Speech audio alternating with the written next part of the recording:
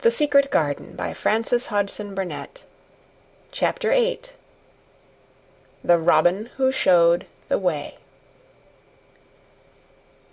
She looked at the key quite a long time. She turned it over and thought about it. As I have said before, she was not a child who had been trained to ask permission or consult her elders about things.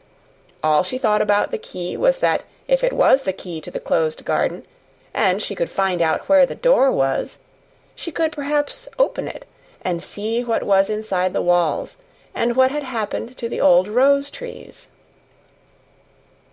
It was because it had been shut up so long that she wanted to see it. It seemed as if it must be different from other places, and that something strange must have happened to it during 10 years.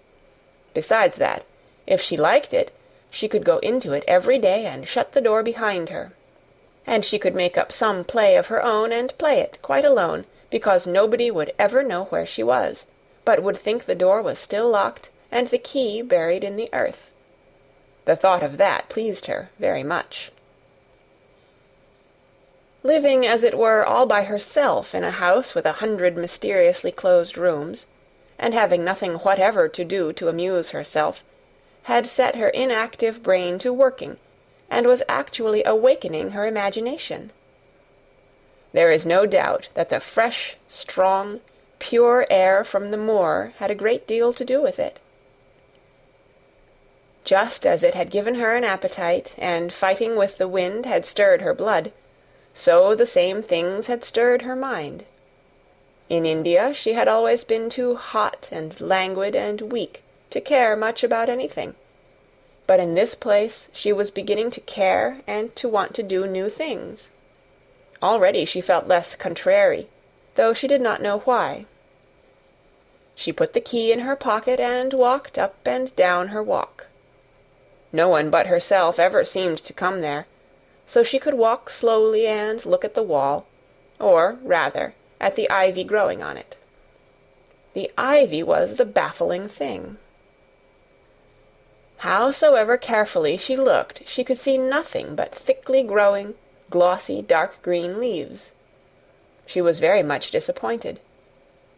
Something of her contrariness came back to her as she paced the walk and looked over it at the tree-tops inside. It seemed so silly, she said to herself, to be near it and not be able to get in. She took the key in her pocket when she went back to the house, and she made up her mind that she would always carry it with her when she went out, so that if she ever should find the hidden door, she would be ready.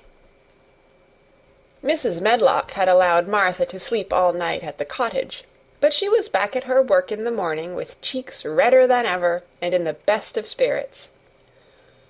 "I got up at 4 o'clock," she said. It was pretty on the moor with the birds getting up and the rabbits scampering about, and the sun rising. I didn't walk all the way. A man gave me a ride in his cart, and I did enjoy myself." She was full of stories of the delights of her day out. Her mother had been glad to see her, and they had got the baking and washing all out of the way. She had even made each of the children a dough-cake with a bit of brown sugar in it. "I had 'em all piping hot when they came in from playing on the moor, and the cottage all smelt a nice, clean, hot bacon, and there was a good fire, and they just shouted for joy. Our Dickon, he said our cottage was good enough for a king."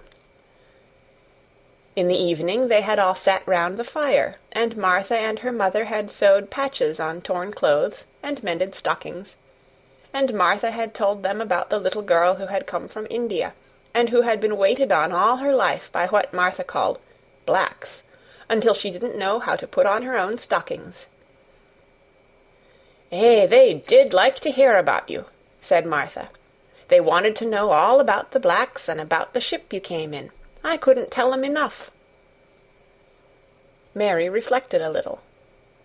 "I'll tell you a great deal more before your next day out," she said, "so that you will have more to talk about. I dare say they would like to hear about riding on elephants and camels, and about the officers going to hunt tigers." "My word!" cried delighted Martha. "It would set 'em clean off their heads. Would tha really do that, miss? It would be the same as a wild beast show like we heard they had in York once." "India is quite different from Yorkshire," Mary said slowly, as she thought the matter over. "I never thought of that. Did Dickon and your mother like to hear you talk about me?" "Why, our Dickon's eyes nearly started out o' his head, they got that round," answered Martha. "But mother, she was put out about your seemin' to be all by yourself like. She said, 'Hasn't Mr. Craven got no governess for her, nor no nurse?' And I said, 'No, he hasn't, though Mrs. Medlock says he will when he thinks of it. But she says he mayn't think of it for 2 or 3 years.' "I don't want a governess," said Mary sharply. "But mother says you ought to be learnin' your book by this time, and you ought to have a woman to look after you. And she says, 'Now, Martha, you just think about how you'd feel yourself, in a big place like that, wanderin' about all alone, and no mother. You do your best to cheer her up,' she says. And I said I would." Mary gave her a long, steady look. "You do cheer me up," she said. "I like to hear you talk." Presently Martha went out of the room and came back with something held in her hands under her apron. "What does thou think?" she said, with a cheerful grin. "I've brought thee a present." "A present?" exclaimed Mistress Mary. How could a cottage full of 14 hungry people give anyone a present? "A man was drivin' across the moor, peddlin'," Martha explained, "and he stopped his cart at our door. He had pots and pans and odds and ends, but mother had no money to buy anything. Just as he was goin' away, our 'Lizabeth Ellen called out, 'Mother, he's got skippin' ropes with red and blue handles.' And mother, she calls out quite sudden, 'Here, stop, mister, how much are they?' And he says, 'Tuppence.' And mother, she began fumblin' in her pocket, and she says to me, 'Martha, thou's brought me thy wages like a good lass, and I've got 4 places to put every penny, but I'm just goin' to take 2pence out of it to buy that child a skippin' rope.' And she bought one, and here it is." She brought it out from under her apron and exhibited it quite proudly. It was a strong, slender rope with a striped red and blue handle at each end, but Mary Lennox had never seen a skipping rope before. She gazed at it with a mystified expression. "What is it for?" she asked curiously. "For?" cried out Martha. "Does the mean that they've not got skippin' ropes in India, for all they've got elephants and tigers and camels? No wonder most of 'em's black. This is what it's for. Just watch me." And she ran into the middle of the room and, taking a handle in each hand, began to skip and skip and skip, while Mary turned in her chair to stare at her, and the queer faces in the old portraits seemed to stare at her too, and wonder what on earth this common little cottager had the impudence to be doing under their very noses. But Martha did not even see them. The interest and curiosity in Mistress Mary's face delighted her, and she went on skipping and counted as she skipped until she had reached 100. "I could skip longer than that," she said when she stopped. "I've skipped as much as 500 when I was 12, but I wasn't as fat then as I am now, and I was in practice." Mary got up from her chair, beginning to feel excited herself. "It looks nice," she said. "Your mother is a kind woman. Do you think I could ever skip like that?" "You just try it," urged Martha, handing her the skipping rope. "You can't skip 100 at first, but if you practice, you'll mount up. That's what mother said. She says, 'Nothin' will do her more good than a skippin' rope. It's the sensiblest toy a child can have. Let her play out in the fresh air skippin', and it'll stretch her legs and arms and give her some strength in 'em.'" It was plain that there was not a great deal of strength in Mistress Mary's arms and legs when she first began to skip. She was not very clever at it, but she liked it so much that she did not want to stop. "Put on the things and run and skip out-o-doors," said Martha. "Mother said I must tell you to keep out-o-doors as much as you could, even when it rains a bit, so as the wrap up warm." Mary put on her coat and hat and took her skipping rope over her arm. She opened the door to go out, and then suddenly thought of something and turned back rather slowly. "Martha," she said, "they were your wages. It was your twopence, really. Thank you." She said it stiffly because she was not used to thanking people or noticing that they did things for her. "Thank you," she said, and held out her hand because she did not know what else to do. Martha gave her hand a clumsy little shake, as if she was not accustomed to this sort of thing either. Then she laughed. Thou'rt a queer old womanish thing," she said. "If tha'd been our Elizabeth Ellen, tha'd have given me a kiss." Mary looked stiffer than ever. "Do you want me to kiss you?" Martha laughed again. "Nay, not me," she answered. "If tha was different, p'raps tha'd want to thysel, but tha isn't. Run off outside and play with thy rope." Mistress Mary felt a little awkward as she went out of the room. Yorkshire people seemed strange, and Martha was always rather a puzzle to her. At first she had disliked her very much, but now she did not. The skipping rope was a wonderful thing. She counted and skipped and counted, until her cheeks were quite red, and she was more interested than she had ever been since she was born. The sun was shining, and a little wind was blowing, not a rough wind, but one which came in delightful little gusts, and brought a fresh scent of newly turned earth with it. She skipped round the fountain garden, and up one walk and down another. She skipped at last into the kitchen garden, and saw Ben Weatherstaff digging and talking to his robin, which was hopping about him. She skipped down the walk toward him, and he lifted his head and looked at her with a curious expression.